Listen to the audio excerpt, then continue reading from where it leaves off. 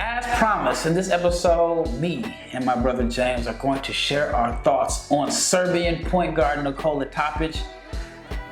Hey man, this dude is putting up some impressive numbers. He's actually one of the youngest players in the 2024 NBA draft class, and he's getting buckets playing professionally as an 18-year-old. So James and I, we're going to share our thoughts on Nikola Topić. We're going to talk about his draft range. We're going to talk about maybe who he compares to and how we believe his game will translate to the NBA. Stay tuned.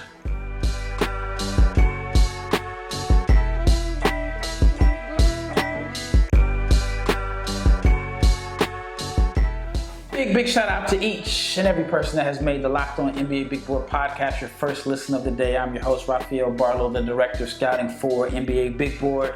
If you are watching on YouTube, he's to my left here, but I guess on camera he's to my right. It is my brother James Barlowe, now officially a member of the Locked On NBA Big Board team. And you, the listener, we want you, if you're not subscribed, we want you to subscribe to the YouTube channel. If you are subscribed, big shout out and big thanks to you. But if you're not subscribed, subscribe, hit the notification button, share, like, comment. That is the best way for us to grow this channel because we are going to be talking college basketball, NBA draft, 5 days a week for the next, I was going to say for the next 5 months, but we don't stop. Before we get into this episode, I want to let you know that this episode is brought to you by Jase Medical. Empower yourself when you purchase a Jase case. It is providing you with a personal supply of 5 antibiotics that treat 50 plus infections. Get yours today at jasemedical.com. That is Jase medical.com. All right, in the last episode, we talked about the freshman point guards who made their debuts. And you cannot talk point guards in this draft class without mentioning Nikola Topić. I wrote an article on Topić on NBA Big Board. I think it came out last Friday. And if you haven't read the article, check it out. Please subscribe to NBABigBoard.com. You're supporting my work and it's supporting really just me and my travels to bring you a very unique NBA draft perspective because I'm in the gym. I'm not just watching behind a computer. I'm in the gym. I'm at the games. I'm going to games in Europe. And so I've had a chance to watch Topić play 2 or 3 times, but I haven't seen him play this year. I do plan to watch him play this year because, again, like I said, you can't talk about prospects in this class without mentioning Nikola Topić. But before, I get into the numbers, what are your thoughts on Topić when you've watched his film? Hey man, like my man Delonte West said, he's just a player, Greg. He's legit good.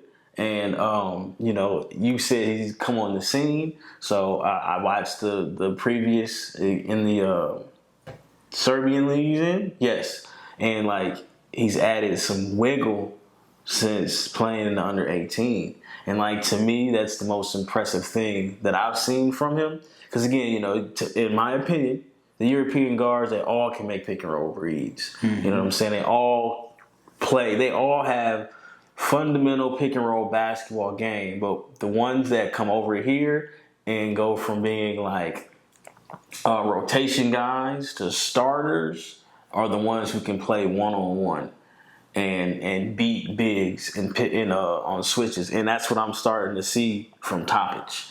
And he's still working it out. You can see he's adding to it, but he looks comfortable dancing with the ball. Yeah, and he doesn't pound the rock though. No, he can score in a variety of ways. The numbers are crazy. In his first 5 games, again, he's only 18 years old, playing a professional league, and like I mentioned, in this league, real quick, I see Frank Kaminsky is in this league. Mm-hmm. Your boy James Nunnally's in this league. Yeah, they played again. They're playing for Partizan. Dante Exum played for Partizan last year. What's my man 5 years away from being 5 years away? Just signed with Partizan. Bruno Caboclo. Yeah. Yeah. So he's not playing against foreign family, man. He's doing it. Yeah, the Adriatic League, it's a respectable league. I mean, it's definitely top heavy with the top 2 teams. But through his first 5 games, he was averaging 19.4 points per game, 7.8 assists, and 56.9% from the floor. But here are the numbers that are really crazy. So I first saw Topić play at in the Adidas Next Generation tournament. It was in 2022. Yes, 2022. So he led his team to the finals. They actually played against Zachary Riesescher's Asvel team, and he had a good game. He had a good tournament, but he averaged 7 turnovers a game. But he scored.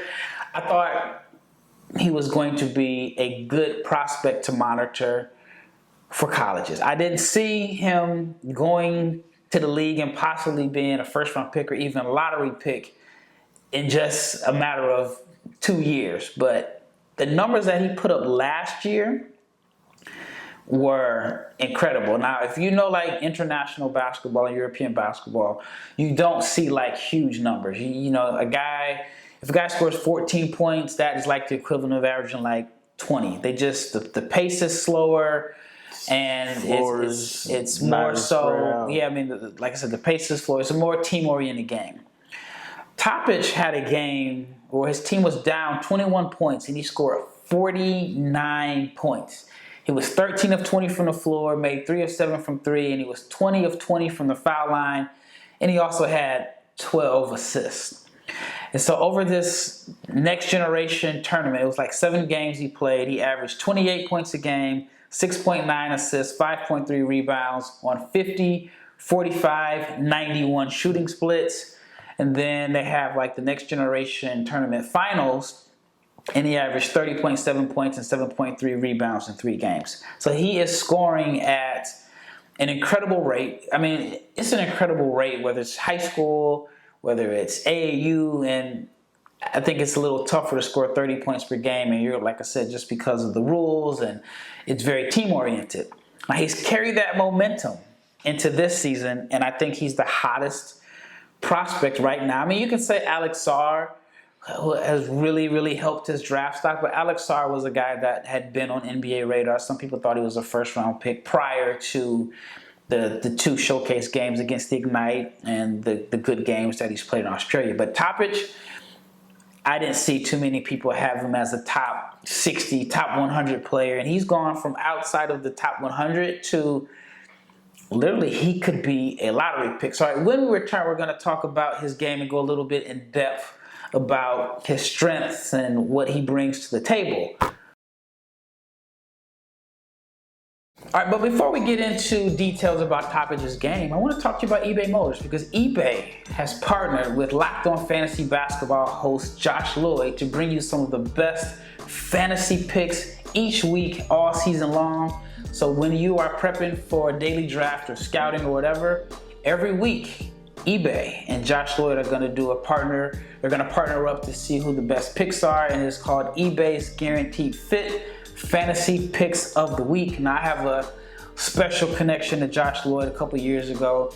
It's actually, I guess, coming on 3 years now, and there was absolutely nothing going on for the longest time, and it was the longest NBA scouting cycle. It was during 2020 when there was like a gap between, I don't know what, March all the way until November, where there was no college basketball games played and no draft. And so he was looking for someone to come on the show, asked me to come on because I was doing my NBA Draft Junkies show, and I guess the leaders at the top dogs at Locked On heard the show and they liked me, and then they asked me to start Locked On NBA Draft, and then that led to Locked On NBA Big Board. So shout out to Josh Lloyd. Big thank you to him. But anyway, Josh is the best at what he does, and that's why eBay has partnered with Josh. And so with Josh Lloyd from Locked On Fantasy Basketball, he's going to help you win your fantasy championship, and eBay Motors knows the championship team is all about each player being the perfect fit. And that is the same with your vehicle. With over 122 million parts to choose from, you can make sure that your ride stays running smoothly, whether it's brake kits, LED lights, headlights, roof rack, bumpers. I mean, whatever your car needs, they have it at eBay Motors. And with eBay's Guaranteed Fit, now this is the kicker right here. With their Guaranteed Fit, it is guaranteed to fit your car the first time, or you will get your money back. So go to ebaymotors.com, and eBay's Guaranteed Fit, is only available for US customers, and their eligible items apply, but go to ebaymotors.com. All right, we left off talking about Nikola Topić. Actually, this episode is dedicated to him. What would you say his greatest strengths are? I want to say his greatest strengths would be just his overall feel for the game in pick and roll. Like, he's got to change his pace going for him. And, like, he's a big point guard. So, like, he can make those reads that, the smaller point guards are going to struggle to see. So, like, he's in pick and roll, he's great. You see I think they call it the Nike pass, where you go baseline and you jump and you hit the guy. Like, he's got all of that. Then, he posts up as well. So it's kind of hard to just, like, limit one thing, limit him to, like, one thing that he does particularly well. Because, like, he's right now, the way he's playing, he's doing a little bit of everything. I'd say his greatest strength, in my opinion, is just his ability to get downhill and finish at the rim. It's tough because on one hand you look at him and you're not going to be blown away by the athleticism. Yes, he's fast. He gets, from point A to point B, has good straight line speed. But you're not going to look at him and just be blown away by the speed and the vertical pop. But he has mastered angles. Like, yes. He's very good at taking angles. He's very good at drawing contact and finishing through contact. He's just very efficient at the rim. I think last year in the Serbian league, he shot 70% at the rim. I mean, he's just a very good finisher with his right hand, left hand. And this is all, like, below the rim. Like, he's just mastered angles. And you got to like the fact that he comes from a basketball background. His dad is a coached at a high level in Serbia and actually played on the Serbian national team. So he has the pedigree. He has, some experience that a lot of players may not have. And he's got it. Like, whatever it is, Nikola Topić has it. Do you have a comparison for him?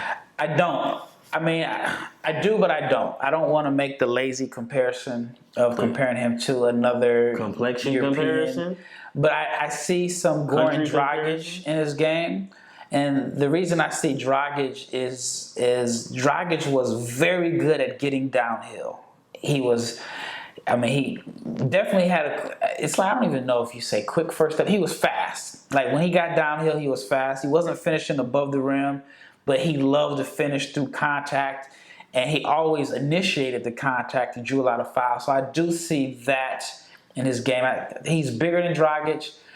Actually, a lot of people don't remember. One year, Dragic and Channing Frye had the number one pick and roll. What you mean don't remember? You remember they played the Spurs and he ran off like 20 in the third quarter? They were good. I mean, that was Dragic was nice. They had like two. Was it him and Bledsoe? Were they playing together that year? They played three. They played him, Isaiah Thomas, and Bledsoe. Yeah. I mean, even though Channing Frye was not rolling to the rim, it was pick and pops, but it was like the most. I think it was like the number one pick and roll combination in the league. But I do see some Dragic and his ability to get downhill, the way he likes to finish through contact, has that move that he does where it's like he gets to the rim and then he stops off one leg, draws the contact, and it kind of fades, but hits the soft touch finish. So that is the first comparison that comes to mind. What is yours? Hear me out. I'm a squint. And maybe it's me trying to make up for a mistake that I've made in the past, right? But it's not there. Okay, So if the wiggle is there, right, and we got 6'5", 6'6", gets downhill, attacks bigs on switches, great passer, but he's missing, which is the most important thing.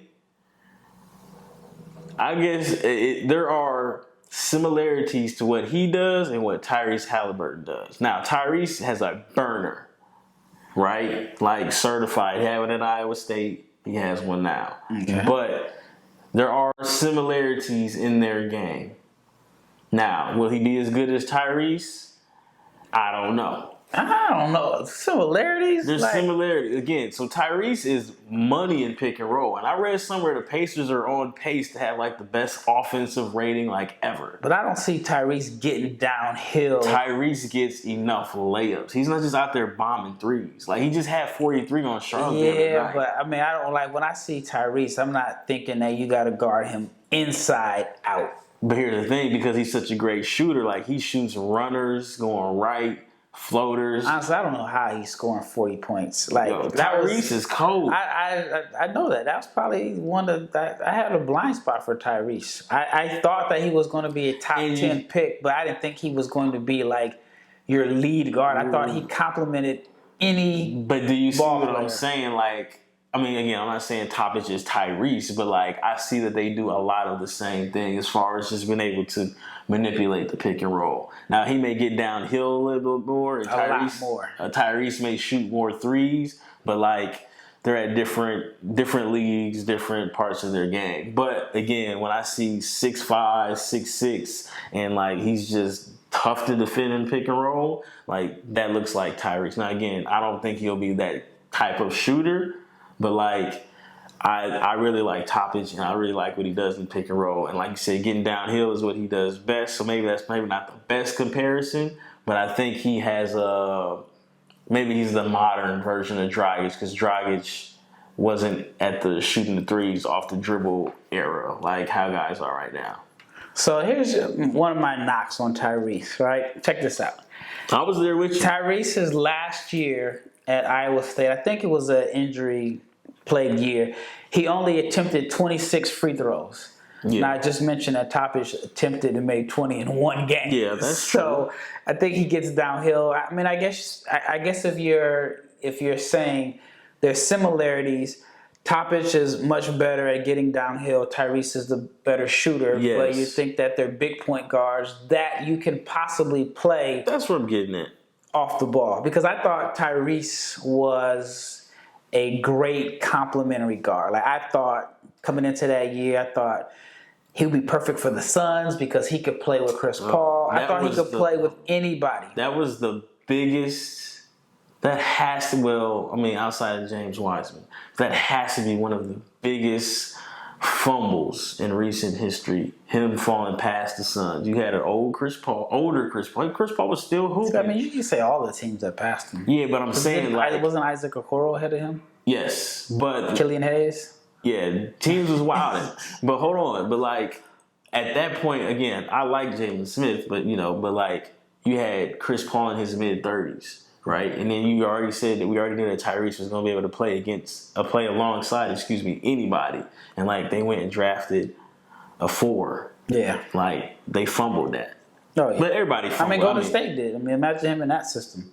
Yeah, I mean everybody fumbled, but like they caught like that that last fumble. And I mean, that's what the draft is. It's all hindsight. Yeah, I mean, I didn't see 20 and 10 from Tyrese. I'm not gonna lie to you. So. I didn't think he'd be able to get his jumper off consistently. That's why I thought he would need to play with a point guard that was going to create the open looks for him, because I just thought like there's no way he's getting that off.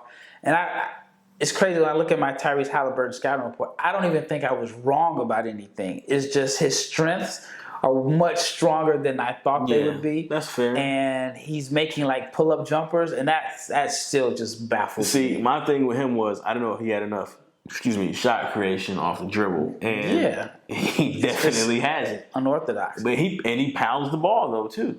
It's crazy. All right, when we return, we're going to talk about how we think Topić can fit in the NBA, his role. Do you think he's a natural point guard? Do you think he's a combo guard? Or are somebody going to overlook it like teams did with Tyrese Halliburton?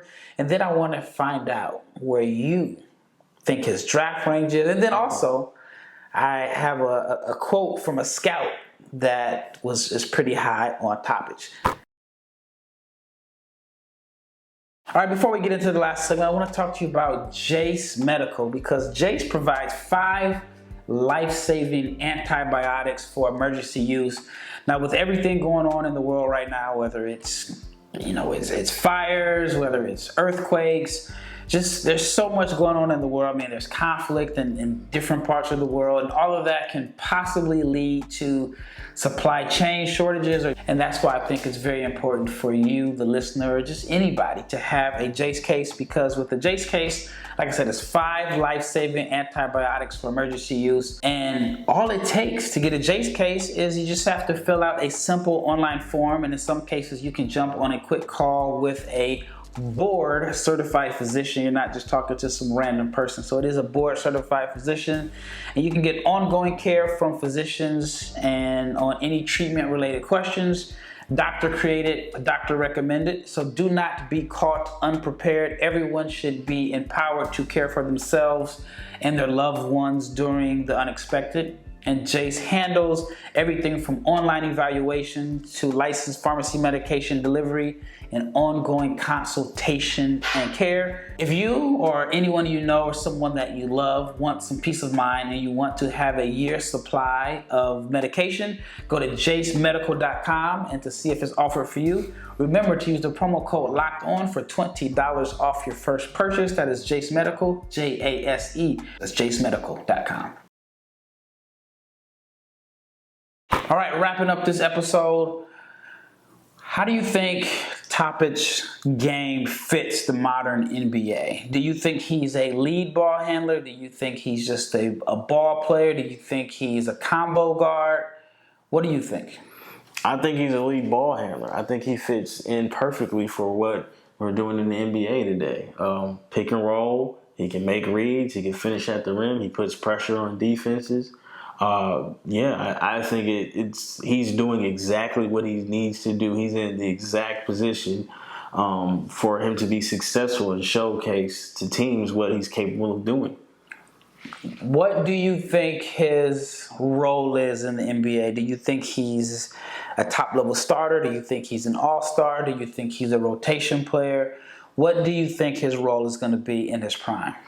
Well, again, depending on how it shapes up. I think he's a top 10 pick, and you can look at teams like. Whoa, wait! You think he's a top 10 pick? No, I think he's a top 10 in this draft. Absolutely, he's a top 10 pick. I'm curious to see if you know off the top of your head who your top 10 is, because you have Castle in your top 5. Let me check this out. This is no order. I got, and it's fluid.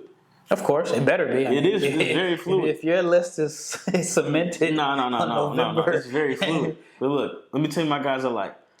Like to love. Sar. 1. I'm high on Castle. 2. All right. I really like Isaiah Collier. 3. I really like Ron Holland. 4. I really like Topić. 5. Let me see here. Hold on. I'm not struggling. Aaron Bradshaw, I want to see what he's got going on, so you can put him in at 6. You have Donovan Clingan. I don't have him in my top 10. Okay, mistake. It's not a mistake. We can talk about that, though. I said Ron Holland. Justin Edwards, the back half of the top 10. Okay, 7. Matas in that back half of the top 10. That's 8. Who am I missing? I like El Marco, but again, is El Marco going to show me? Is he going to get the opportunities to show me? But if you like him as an NBA, you're thinking about the upside. That's true. So, okay. Flashes. So what's that, 8? Yep. I like El Marco. And in that 10th spot, it could. So he's solidified top 10. I think it's hard. The dude is getting big time buckets and pick and rolls. He's hitting threes off the dribble. He's beating ISOs. Who else in this draft is doing that right now? And he's 18. And he's not playing it. The guys haven't played yet. You're right. Play one game. You're right. But again, okay, so when we had this conversation, let's say December 1st, a month from now, are the guys going to be doing what he's doing right now? No, and that's why it's definitely it's super early. Don't get me wrong, but I'm saying from what I've seen, he looks like a top 10 pick to me. No, without a doubt. I mean, without a doubt, you can't call me out. No, you can't hate on the production. So I'm gonna pull up a quote that I got from a scout, and this is an international scout that I've met several times on the road, and we exchange thoughts and opinions. So he says, I wasn't the biggest fan last year when I saw him at the Next Generation tournaments. And this is despite that, like I said, the numbers he was putting up. He says, he always put up big numbers, but I was skeptical it would translate at the pro level. But so far, he's proven me wrong. He sees the floor at a high level.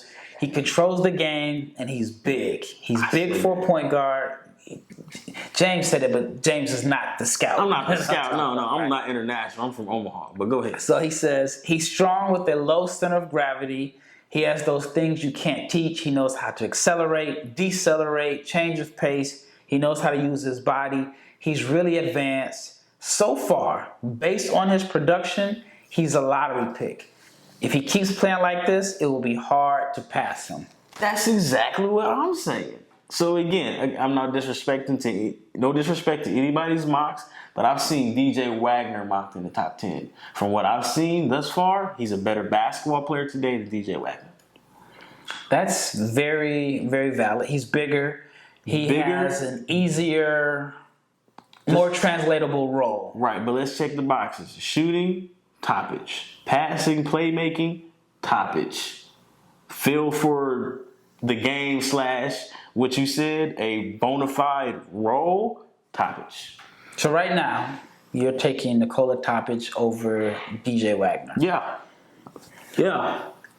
Interesting. I think that's going to be a big debate, possibly, and I think it's going to be divided about wherever you're located at geographically. I mean, but I get that, but I don't care where you're from. Like, if you can hoop, you can hoop. And I'll be the first one to tell you, like, talking to me, I'm skeptical of some guys because I feel like some people want to vault some people because of where they're from, and it works both sides. But, like, again, the film doesn't lie.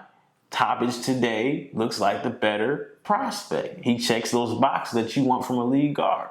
And he's extremely young. Like, one of the youngest players in this class, born in 2005. If I'm not mistaken, it's like August 2005. So he'll be 18 on draft day. Yeah, he just turned 18 on draft day. So the upside is there. And just the way that his game has progressed. I mean, like I said, I saw him a couple years ago. I don't even know if he made all tournament team. There's actually a couple guards from Spain that I really, really liked over him. But he has leapfrogged a lot of the top players in his generation. And I think there is a chance that he could be the first, I guess there's a chance. He could be the first international player off the board. A lot of people think it's Alex Sarr. That'd be an interesting debate. Yeah, some people think it's Adai Mara. Speaking of that, I mean, maybe just because he just got cleared. I think he only played like a few minutes in the first game. I'm not taking Adai Mara in the top 10, and I like Adai Mara. Oh, there's people that really love him. And then the guy that I actually thought was the better 2005 born international prospect from Europe was Jan Vide, who's at UCLA, and I don't even know if he got in the game. I mean, if he did get in the game, it was very, very, very few minutes. And I think that's going to be interesting down the line because I think that a lot of international prospects are going to come to the United States to play just because, in theory, there's better opportunities. You're playing with your age group. You can make money in NIL. I mean, schools have to get really, really creative to pay the guys in NIL. But you look at a guy like Topić who stayed in Europe, and his draft stock has skyrocketed. So that's going to be something to monitor down the line. All right, before we wrap this up, I'm sure there's concerns. What is your biggest concern with Nikola Topić? Like, if he does not maximize his potential, what is the reason? That's going to be the new question I'm going to start asking on each guy. And the reason I like that question is because I had an NBA scout from a team call me last year. He was just getting my opinions on guys. And it was a tough question. He was like, all right, if this guy succeeds, why is he successful? But then he was like, if this guy fails and it's not anything related to off-the-court injuries, what is the reason he doesn't make it? And that's a tough question. So does it make it or doesn't live up to his max? I mean, if he's a top 5 pick and he ends up being like the 7th or 8th back-end rotation player in his career, then we saying something didn't work out. So if Topić isn't Dragic, but he's more Thomas Satoransky, just for big point guards. What is the reason? Yeah. Okay, so that's fair. So I'm going to ask you this every That's episode. Cool, man. I appreciate that. So, like, again, Topic's ability to create and beat switches would be the reason why he is a rotation guard versus a starting point guard, in my opinion. Is his boogie legit? I don't know if he needs boogie because I think he's just gonna get right to it. But again, at the same time, like, yeah, you still need some boogie. Yeah, he's not that fast, or he's just, you know, like, okay. I mean, with a screen, I think he can. But I'm talking about. But we talking about we switching. We're switching. So I think Isaiah Collier is just gone. He's that fast. Where if a big switch is out there, he's just going to do a quick right to left. He's going to get into the paint. I don't think Topić is that fast, where he just needs a 1-2 move. He may need a little bit of side to side. And again, is he making those threes off of the dribble? Now, again, we talking about just point guard, playing pick and roll, hitting guys, hitting skip passes. He's got all of that down. But is the one-on-one ability and the ability to beat bigs, is that going to translate? To me, that's what's going to make him the starter versus the rotation back-end guy. For me... I'm sorry, real quick. Or, I mean, you know, you see how it is. Some of the European guys come over here and they just don't like it. Yeah, and I mean, we're just talking about strictly basketball. But obviously, if you don't like it, then that could have an impact on how you play. For me, and believe it or not, it's the jumper. Like, he either has tournaments where he's making everything. It's like hot and cold, but it's like not game to game. It can be like a 5-game stretch where he's making 40% on high volume, or it can be like, I mean, like this year, like he's scoring big numbers, but the efficiency shooting the 3-ball is not anything near what it was, you know, all last season. So I think it's weird. Like, he's an inconsistent shooter, but his hot streaks are so hot that the numbers even out that you may not question, like, just on paper, whether or not he can shoot or not. Not comparing him to that, but like Luka has that. Like, Luka run off and he'll hit 5, and then the next game he'll go 1 for 7. But like, there's still fear in him shooting because he's Luka. Yeah, I mean, and I think Luka's percentages aren't going to wow you. No. Because he's like, what? 33, I mean, he may be 34. below league average in shooting, but they're all tough shots. Yeah. Very few off the catch. A step back. I mean, he's like the most feared 33% three-point shooter in the world. I mean, Trae Young is not like the most. He's not the efficient. I mean, that's why when people compare him to Steph, I'm like, dude, it's like a 12, 13-point three-point shooting percentage. Down year, shot like 38. Yeah, that's like terrible. Terrible year. But no, I think the shooting would be the concern because, I mean, you got to play him to drive first. And right. So while again, he's young. He has shown that he can shoot the pull-up. And he does shoot it from deep. Like, he will shoot an NBA three-pointer when you go all the way under. But it's not a major concern of mine. But I do think that if he doesn't maximize his potential, it's because the shooting it just didn't translate. And so, to me, that goes along with beating bigs on switches, because if the big can just sag and, you know, we don't respect your jump shot like that, then to me, you're not beating the switch, because, you know, we'll switch on you and make you shoot, or we'll live with you shooting the semi-contested jumper versus you getting to the paint and causing havoc because you're a foul merchant and you can finish and you can hit guys. And one of the reasons I think he'll be fine is because he's not a reluctant shooter. Like, if you back off of him, he is going to shoot. I think he, at the very minimum, is going to be respectable enough to where you can't, you know, just back all the way off him. He's not a guy that you know, like, you just don't guard or you go under on every single screen. So, and he's young. Like I said, he's one of the youngest players in the draft. And, I mean, he's like 5 years away from being 23. And the way that he has improved over the last couple of months, I mean, I think that whatever concerns about his shooting will be addressed really soon. Well, that wraps up this episode of the Locked On NBA Big Board podcast. This is going to be the first of many where we're going to dedicate an entire episode to a player, just because, I mean, I just feel like, I mean, we can, with our dialogue, whether we agree or disagree on the player, we can actually hold a 30-plus minute conversation on a player, and it's not filler, like we're not struggling. So this is the first of many. We may do this once a week.